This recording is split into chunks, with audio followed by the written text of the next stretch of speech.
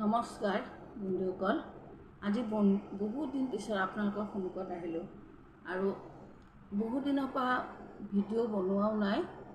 Video' বনাম বুলি ভাবিছিলোঁ বুলি এইকেইদিনত ভিডিঅ' অলপ বনাওঁ, কিন্তু কি হ'ব জানে বন্ধুসকল, এই যে এইকেইদিন যে জুবিনৰ মৃত্যুটোৰ কাৰণে আমি ইমানেই শোক পাইছোঁ, মানে মনটো একদম বেয়া।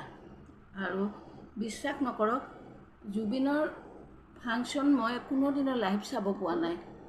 এবাৰ গৈছিলোঁ চাবলৈ, কিন্তু মানে কিবা কাৰণত চোৱা নহ'ল আৰু ফাংচনখন কিবা কাৰণত নহ'ল পিছৰ ফালে। যিয়ে নহওক, মানে ফাংচন হৈছে, তেওঁৰ মানে অলপ কিবা গা চা ভাল নাছিল নেকি, প্ৰগ্ৰেমটো নহ'ল, সেইটো কাৰণে ঠিকমতে চাব নাপালোঁ। এনেই আৰু ষ্টেজত উঠাটো চাইছিলোঁ আৰু মোৰ মানে খুব আশা আছিল যে জুবিনৰ ফাংচন মানে লাইভ চাম। এনেই টিভিত দেখিছোঁ বাৰু, মানে লাইভ চালে কেনেকুৱা লাগে সেইটো এনে। যিয়ে নহওক, আজি আমাক এৰি থৈ গ'ল, আজি তেওঁৰ আদ্য শ্ৰাদ্ধ হ'ল। গতিকে যিয়ে নহওক, আমি খুব দুখ পালোঁ আৰু ভগৱানৰ ওচৰত প্ৰাৰ্থনা কৰিছোঁ যাতে জুবিনৰ আত্মা শান্তি পায়। তাৰপিছত আৰু মনটো ইমানেই বেয়া, যেতিয়া টিভি বা মোবাইলত দেখিছোঁ, বিশ্বাস নকৰক, কান্দি কান্দি পাগল হৈছোঁ। মানে অনবৰত পানী ওলাই থাকে, মানে আৰু কেইদিনমান ৰাতি মানে ভালমতে শুবই পৰা নাছিলোঁ। শুলে মানে অনবৰত তেওঁৰ কথাবিলাকে মনত পৰে। মানে আৰু চবতকৈ দুখ লাগিছে কি কথাটো জানেনে, এই যিজন মানুহ গান গাওঁতে চট ফটাই থাকে, জোপে জোপে গান গায়, সেইজন মানুহ যেতিয়া পৰি থাকিল নিস্তেজ দেহাটো, তেতিয়া যে এনেকুৱা দুখ লাগিছে নহয় বন্ধুসকল, মানে ভাবিলে মানে এতিয়াও মোৰ একদম মানে চকুটো পানী ওলাব খোজে। তাৰমানে কি হৈছে, যেতিয়া মানে পৰি ৰ'ল কফিনটোৰ ভিতৰত, তেতিয়া খুবেই দুখ লাগিছে, ভাবিব নোৱাৰি। আৰু মোৰ মনটো মানে এনেকুৱা লাগিছে, যিজন মানুহ ইমান জঁপিয়াই থাকে, চটপটাই থাকে, সেইজন মানুহ আজি এনেকৈ পৰি ৰ'ল। আৰু সপোনতো ভবা নাছিলোঁ যে জুবিন গাৰ্গে এনেকৈ কোনোবা দিনা আমাক এৰি থৈ যাব। এটা বয়স হোৱাৰ পিছত, বুঢ়া হোৱাৰ পিছত মানুহে এৰি গ'লে অলপ দুখটো নাথাকে, কিন্তু এইটো বয়সত এৰি থৈ গ'ল, কম দুখ লগা। আৰু আমাৰ অসমৰ এটা বিৰাট ডাঙৰ সম্পদ নহ'ল। অসম কি, গোটেই ভাৰতবৰ্ষৰে দিয়কচোন, হয়তো অসমৰ কাৰণে তেওঁ যিমান কাম কৰিছে, গতিকে তেওঁৰ নিচিনা মানুহ আৰু এজন পোৱাটো যে কেতিয়া হ'ব, একমাত্ৰ ওপৰৱালা ভগৱানেই জানে। গতিকে যিয়ে নহওক বন্ধুসকল, আৰু এই দুৰ্গা পূজা, আজি সপ্তমী পূজা বুলি মই সকলোকে শুভেচ্ছা জনালোঁ। কিন্তু কি জানেনে, পূজা বুলি আজি দিনত পূজা মণ্ডপত নগ'লোঁ, সন্ধিয়া অকণমান ওলাই গ'লোঁ, বোলে ওচৰতে পূজাখন অকণ চাই আহোঁ, অকলে গ'লোঁ। কিন্তু কি জানে, আগৰ যে পূজাবিলাক যিটো মানে উদ্যম, সেইটো নেদেখিলোঁ।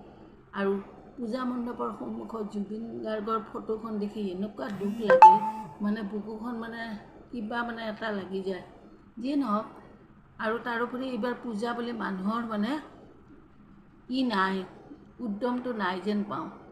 এই অলপমান ফুৰিও আহিলোঁ, দেখিলোঁ ৰাস্তা ঘাটে মানে মানুহৰ ভিৰটো কম। এতিয়াহে ৰাতি কিছু অলপ গাড়ী ওলোৱা যেন দেখা পাইছোঁ। তাৰমানে জুবিনৰ মৃত্যুৱে মানে আমাৰ গোটেই অসমবাসীক মানে শোকত পেলাই গ'ল। গতিকে যিয়ে নহওক, ভগৱানে তেওঁক আত্মাক শান্তি দিয়ক, এই কামনা কৰিলোঁ। আৰু মই এই ভিডিঅ'টো দিয়াটো মোৰ পলম হ'ল, কিয় জানেনে, এইকেইদিন মানে মনটো ইমান বেয়া, মানে ভাবিবই নোৱাৰোঁ, কিবা এটা যে কম জুবিনৰ বিষয়ে, সেইটো মানে মনটো মানে নামানেই। আৰু ডেকা চামটো একে জুবিনৰ মানে বিৰাট ফেন, কিন্তু মোৰ নিচিনা মাইকী মানুহ, আমিও জুবিনৰ ফেন। আৰু এইবাৰ দেখিলোঁ নহয়, একদম বহুত বয়সীয়াল মানুহবিলাকো জুবিনৰ কাৰণে কান্দিছে, কেঁচুৱা, ল'ৰা, বুঢ়া চবেই কান্দিছে।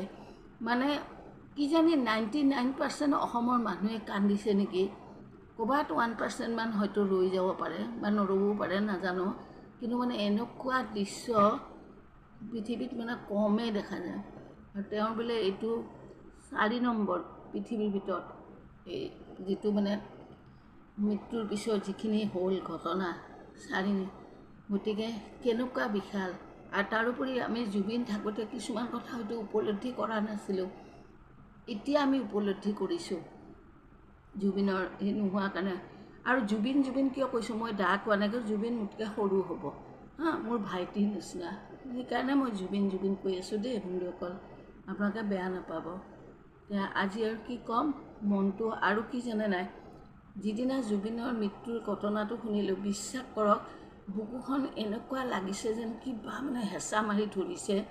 তাৰপিছত মানে নিজৰ ঘৰত যেন কিবা এটা হৈছে এনেকুৱা। তাৰমানে জুবিনে আমাৰ অন্তৰত চবৰে কাৰণে নিজৰ হৈ আছিল, এনেকুৱা লাগিছে। তাৰপিছত নিজে নিজে চকুৰ পানী ওলাইছে। আৰু মোবাইলটো খুলিলে এতিয়াও কিবা দেখিলে জুবিনকে লগে লগে নিজে নিজে চকু পানী ওলাই যায়।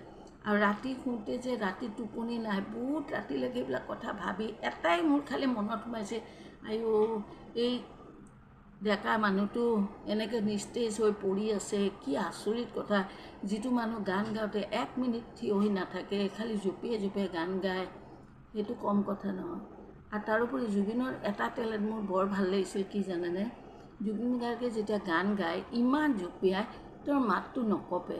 সেইটোৱে এটা কম বাহাদুৰি নহয়। আপোনালোকে এবাৰ লক্ষ্য কৰে নাই?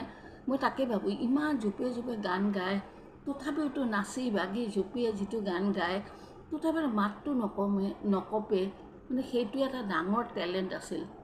যিয়ে নহওক বন্ধুসকল, আজি মই জুবিনৰ বিষয়ে ক'লোঁ। এই পূজা বুলি আপোনালোকক শুভেচ্ছা এবাৰ দিলোঁ, আকৌ এবাৰ জনালোঁ। চবৰে পূজা ভাল যাওক। আৰু জুবিনৰো কথাবিলাক মনত কৰি কৰি খুবেই দুখ লাগে। আজিলৈ আহোঁ, বাই।